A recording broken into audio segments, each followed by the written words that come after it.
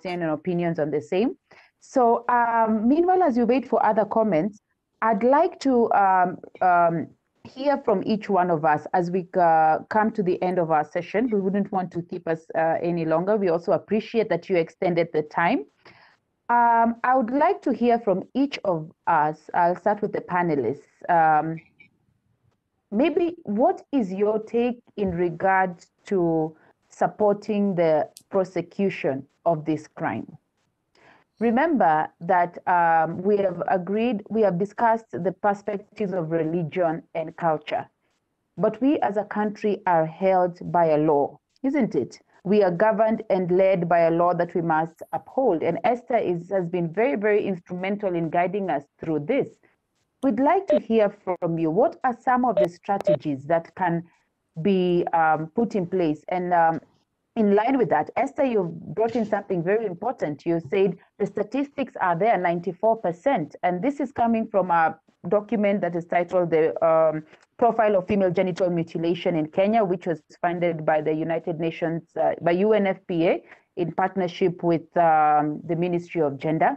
And this is a public document. And but Bashir is here telling us about it being enshrined in culture. So maybe we would want to hear from the panelists and to hear from us.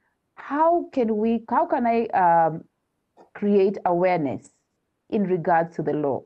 Or what is your take in light of addressing this matter so that we can achieve our end goal, as Nyerere had told us, in line with the presidential directive? I think as much as FGM is taking place on girls and women, I think these girls and women are also being prepared for men, isn't it, to be brides.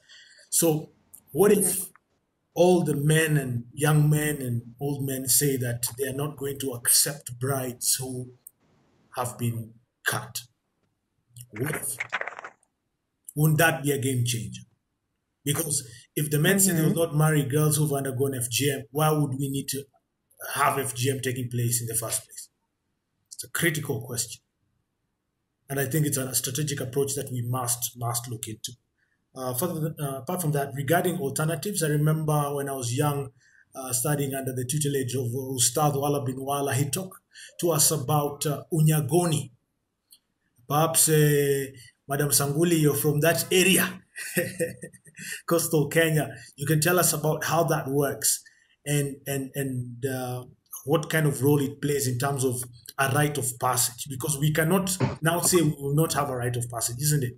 And as we all know, the laws of nature and science is that they state that nothing can exist in a vacuum, meaning that if we eradicate and end FGM by 2022, therefore, what will we put in its place? You know, I think the big question is how will we be able to transition these girls from just being girls into being young ladies? And somebody had talked about education, moving from, say, primary to form 1 and from form 4 to campus. I feel like education, yes, is a great suggestion. Are there any other ways, and how does Unyagoni play that role, and what can we learn as we open up to the rest of the team? Thank you so much. Sorry. Mm-hmm. Thank you so much. I think Unyagoni was something that was being carried out a long time ago, and our mom went for that kind of rite of passage because they were being prepared to get married and how to please the husband and what to do when you're in marriage.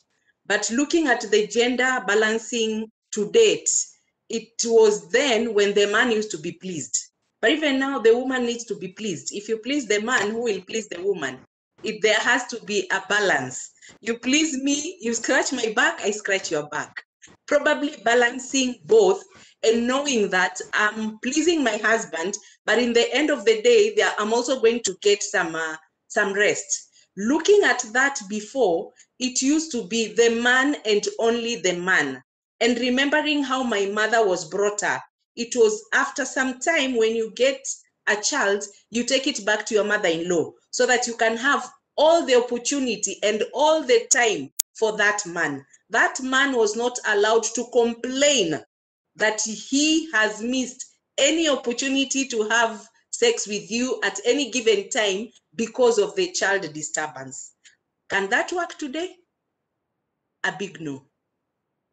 So Unyagoni can be brought probably in a way that you educate the girls to be able to understand their bodies, accept themselves, because the FGM has brought a lot of trauma and stigma to even girls not appreciating their own body. You hate yourself in a way that I'm big enough, I have big boobs, you disassociate yourself with the lower part of your body because of the trauma you have gone through. And you grow up knowing that this lower part is a no-go zone because of the trauma it was caused. So probably educating the girls to accept their body and even embrace monthly period. Understand that, yes, this is what makes me become a woman. A woman goes, because they have gone through FGM, they don't even want to look at what is coming out there because of the trauma. You feel like you are hurting all part of your body. So just sensitizing them and letting them know that you can become a woman even without going through the cuts. You can become a woman by understanding and accepting the big breasts that you have, the big hips that you have, and the type of body that you have, without stigmatizing yourself and standing firm that no one is going to stigmatize you, because developmental stages are in different shapes. Some are short, tall, fat, and all those. People need to accept themselves. But you're told if you go through an FGM, there is nothing that will hurt you. You're going to stand firm. You're going to be a woman. You're going to be a warrior.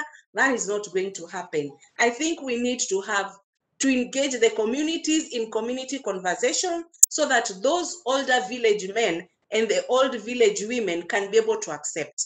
And yes, my prayer too, if men can say, no, I'm not marrying a girl who has gone through FGM, that will be a game changer. How I wish that dream can be true. But all dreams are valid.